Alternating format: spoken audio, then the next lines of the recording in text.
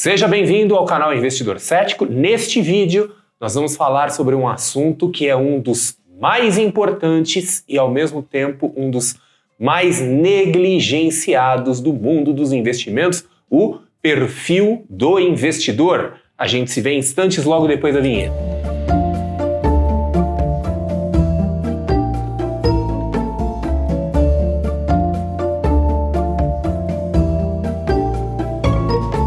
Eu estou gravando este vídeo em um momento peculiar. Na semana anterior à gravação desse vídeo foi decretado na mídia e em outros lugares aí o mercado em alta, o bull market no Brasil. Chegamos aí num ponto crucial em que a bolsa subiu 20% em relação à sua mínima recente e oficialmente estamos aí no mercado em alta. E quando a gente está no mercado em alta, coisas curiosas começam a acontecer. Porque as pessoas vão ficando animadinhas, vão ficando empolgadas com o mercado. Então estava todo mundo ali meio olhando torto para o mercado de renda variável, taxa de juros alta, ainda está alta. O que nós temos é expectativas de taxa de juros caindo, mas algumas pessoas aí já começam a se antecipar na bolsa de valores, buscando ações. E quando tem esse burburinho do mercado em alta, uma característica interessante é que todo mundo vira expert em finanças, todo mundo começa a se achar agressivo. Então a gente vê, principalmente entre investidores individuais ou as proverbiais sardinhas, a gente vê então em fóruns, em grupos, em outros lugares aí as pessoas discutindo estratégias de investimento. Então todo mundo ali falando como se fossem assim especialistas em explosivos, trocando receitas entre si. Então eu já vi esse filme inúmeras vezes na minha vida. Eu já vi um monte de gente achar que é um investidor agressivo e depois se queimar e ficar meio chamuscado aí, chorando pelos cantos. Então vamos lá. Quando a gente fala do perfil do investidor, nós temos 3 perfis básicos que são considerados aí no mercado financeiro, que é o perfil conservador, o perfil moderado e o perfil agressivo. Então esses 3 perfis, eles aparecem em todos os lugares, em todas as literaturas, em todos os artigos e por aí vai. E é um modelo eficaz, é um modelo usado há muito tempo, porém é um modelo que tem limitações. Inclusive, dando um spoiler aqui, eu estou neste momento trabalhando em um modelo alternativo de perfis de investimento, aí em parceria com uma instituição financeira, então pode ser que em breve aí apareça alguma coisa com o meu nome associado a ela. Mas voltando, nós temos então os 3 perfis básicos e existem testes, questionários e outras coisas aí, outras ferramentas para tentar descobrir em que perfil que o investidor se encaixa. Esse tipo de teste no Brasil, ele é conhecido como API, Análise do Perfil do Investidor, ou também conhecido como teste de suitability, né? Então tem essa palavra aí, essa expressão mistura uma palavra em inglês, outra em português, mas ela se refere à mesma coisa, que é um teste de múltiplas respostas, em que a pessoa responde ali, tem algumas perguntas e múltiplas respostas, e conforme as respostas que a pessoa dá, o próprio teste já classifica aquela pessoa como conservadora, moderada ou agressiva. E esse tipo de teste, ele leva em conta vários fatores, aí, várias características do investidor. Então, coisas como idade, como experiências com investimento, objetivos de investimento, patrimônio, o grau de experiência com investimentos. Então, combinando todas essas coisas, ele vai lá e dá uma resposta. É um teste que não é correto a gente dizer que ele é padronizado, porque tem pequenas variações de instituição para instituição.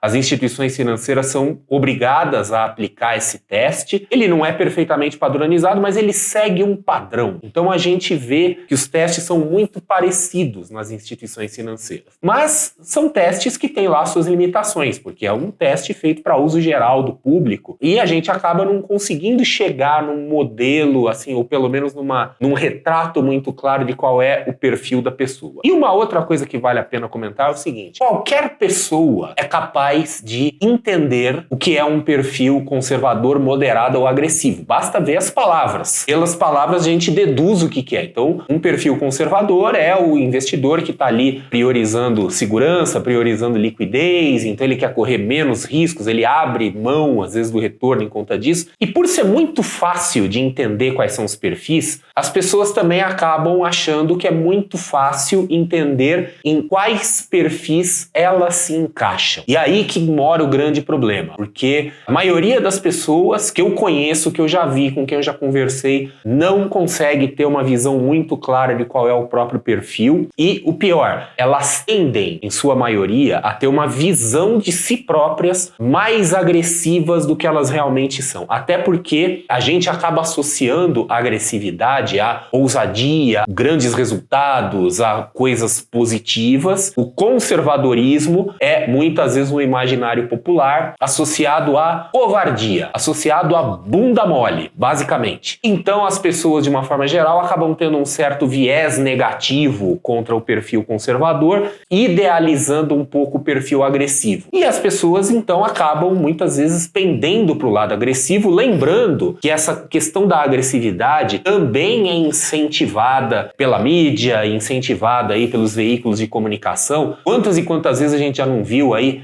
empresários famosos que fizeram aí coisas muito ousadas em capas de revista, dando palestras e recebendo cachês milionários por aí, né, aparecendo em podcasts e coisas do gênero, aquela coisa, ó, o fulano, ele que foi atrás do seu sonho, que foi ousado, apostou tudo, acreditou.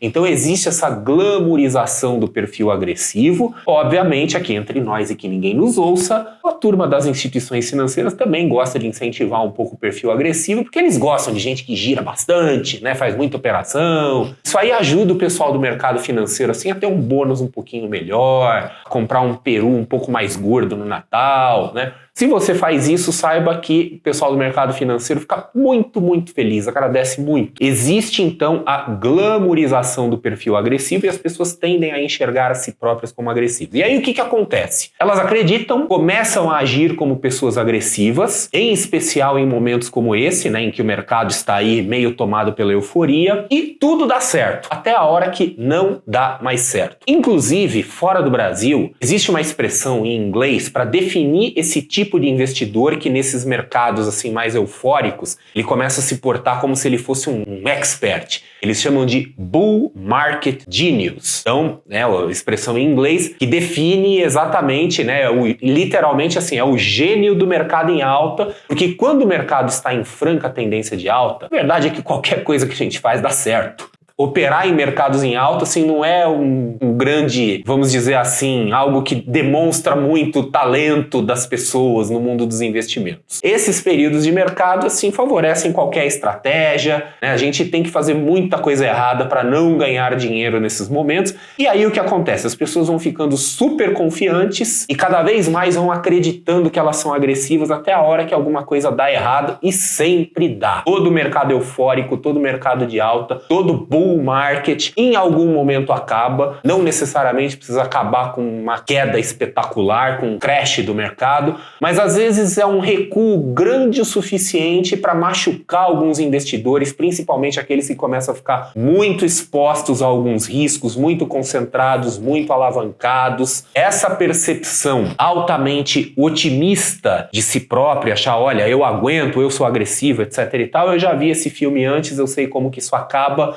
O término dessa brincadeira normalmente são pessoas frustradas, chateadas e maldizendo o mercado financeiro por aí, dizendo que o mercado financeiro só tem sacanagem, só tem picaretagem, só tem esse tipo de coisa, porque ela foi autoconfiante e levou uma puxada de tapete ali e fica ressentida. E também é outra característica comum das pessoas, não assumir responsabilidade pelas próprias decisões. É um certo viés de autoconveniência aí, em que quando a pessoa acerta tudo dela, então ela é extremamente talentosa na escolha das ações, dos ativos financeiros, e quando acontece alguma coisa errada, a culpa é do mercado, a culpa é dos tubarões, né? E por aí vai. É coisa muito conhecida por aí. O tal teste típico de definição do perfil é um teste bastante limitado. Eu gosto de colocar alguns perfis adicionais aí. Então falo, tem um perfil aí que é o medroso mórbido, né, que seria abaixo ainda do conservador. O perfil maluco, né, aquele jogador que seria um sujeito acima do agressivo, porque o agressivo ainda a gente presume que ele está consciente dos riscos que ele está correndo.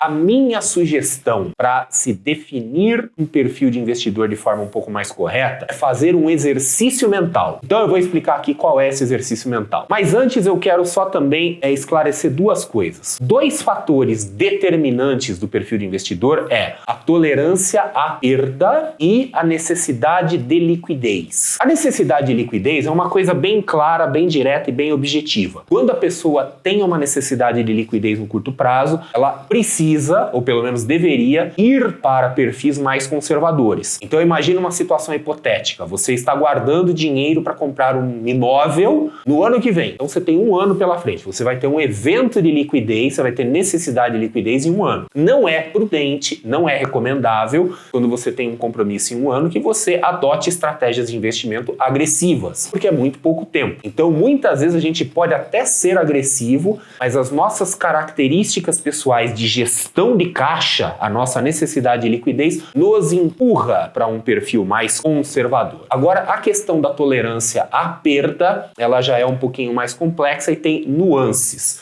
E é interessante ressaltar, tolerância à perda, não tolerância ao risco, porque tolerância ao risco muita gente tem, né? A questão é perder dinheiro, é a perda que deixa as pessoas às vezes fora do eixo, e é a tolerância à perda que efetivamente determina qual é o perfil do investidor, porque como dizem por aí, né? Não importa o quão bem a gente bate, e sim quanta porrada a gente aguenta levar. Então, a questão da tolerância à perda, ela que é o ponto central ali, o pilar do perfil do investidor, e é onde a gente tem que trabalhar, é o que a gente precisa buscar entender melhor para que a gente consiga se achar dentro desse espectro. E aí que vem então o exercício mental que eu sugiro. Além de fazer os testes padrão, API, teste de suitability, que são úteis, apesar de serem limitados, eu sugiro esse exercício mental, que é você se imaginar numa situação em que você esteja enfrentando pequenas perdas. Se você puder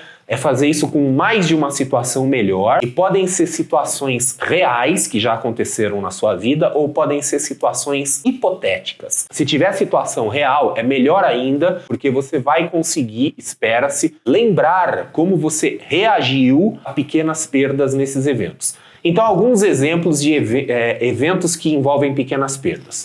Imagina que você tem um carro e um dia você deixou o seu carro estacionado em algum lugar ou entregou para um manobrista, alguma coisa assim, e você descobriu que havia ali algum pequeno dano, um arranhão, um risco, uma batida no seu carro. Coisa pequena, nada catastrófica. Como você reagiu a essa situação quando aconteceu? Ou como você reagiria se essa situação acontecesse com você? Você conseguiria levar isso numa certa tranquilidade, ou você é aquela pessoa que iria ficar transtornada com a situação? Um outro exemplo. Imagine que você está andando num shopping center e você passa na frente da vitrine de uma loja e você vê um par de sapatos. E você fica ali, né, encantado com aquele par de sapatos e compra, paga ali um determinado valor, e aí você anda um pouquinho mais, né? Você já comprou o par de sapatos, você vai em outra loja e descobre ele por um preço significativamente menor. O que isso te causa? Qual é a sensação que isso te causa? Isso é assim um desconforto ou uma frustração passageira,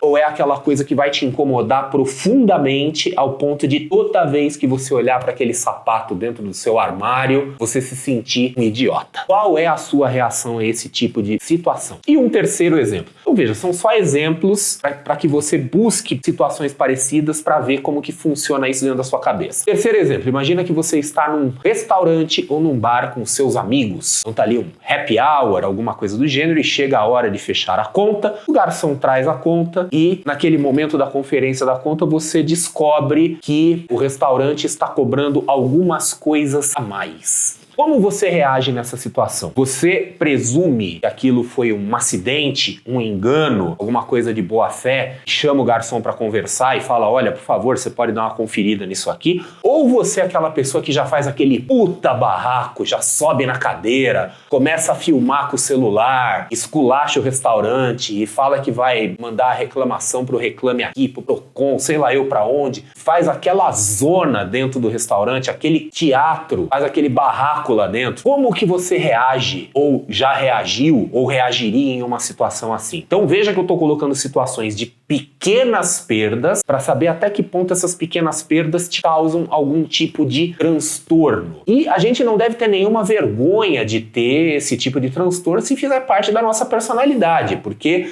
isso aqui não é um julgamento. Eu não estou falando que é errado você fazer um barraco no restaurante ou você ficar incomodado com algo que você pagou mais caro. Eu não estou colocando aqui em termos de certo e errado. Eu estou colocando em termos de conhecermos a nós mesmos, sabermos como a gente reage, porque se nós somos pessoas que reagimos mal a pequenas perdas, nós vamos reagir mal a perdas no mercado financeiro. A gente vai lá para o mercado de renda variável, compra uma ação, às vezes você faz ali aquele estudo, aquela análise perfeita e eventualmente ela vai cair, ela vai andar contra a direção que você imaginou, às vezes até para retomar o movimento e subir, né? Uma operação que poderia ser potencialmente vencedora. Muitas operações vencedoras no mercado financeiro são perdedoras em algum momento e tem gente que perde o sono por conta disso. Se você é uma pessoa que perde o sono por conta disso, isso automaticamente define o seu perfil como um perfil pendendo mais para o conservador. Tecnicamente você não precisaria nem fazer teste. Só de fazer esse tipo de exercício mental e vendo se a situação de pequena perda te causa algum tipo de desconforto, já te empurra para um perfil conservador. Isso por quê? Porque você vai sofrer se você se aventurar em perfis mais agressivos. E é importante a gente se aceitar, faz parte da nossa personalidade. Um erro comum que as pessoas costumam cometer com perfis é achar que os perfis são como se fosse uma escala evolutiva, em que então fala assim, ó, eu vou começar como conservador, depois eu fico moderado, depois eu vou virar agressivo. Como se fosse assim, ensino fundamental, graduação e pós-graduação. E não é isso, é o nosso perfil. Às vezes a gente já nasceu conservador, nós vamos ser conservadores pro resto da vida. Eu não tô falando que é uma coisa determinística, as pessoas podem mudar, mas no geral é um traço de personalidade. É importante a gente conhecer esse traço de personalidade, nos aceitar, ignorar toda essa bobajada por aí de gente que associa conservadorismo a covardia, a alguma coisa assim meio entediante, meio sem graça. Da mesma forma, pessoas que associam a agressividade a algo positivo, que tem que ser usado, tem que arriscar mesmo, etc e tal. Para algumas pessoas sim, mas para outras não. A gente não deve se sentir culpado por ser quem a gente é. Se você é conservador, se você é moderado, se você é agressivo, aceite-se numa boa.